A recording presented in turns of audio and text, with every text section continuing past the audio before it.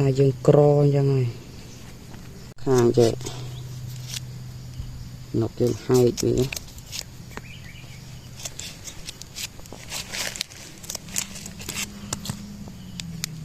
dương hay vậy má thủ tài đó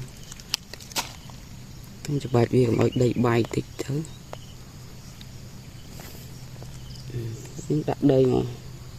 dương tay đây gri xong khang cho nó mới dương cọt cái ta nè ngồi bậy đây á dương cọt đó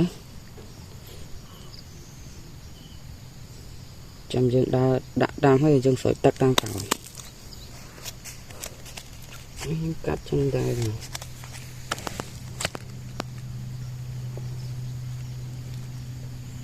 xài dương cro cho này ta lôi tinh thòng và đóng không yên không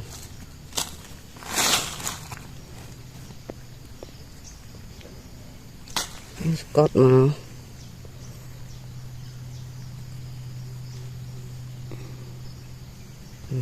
ok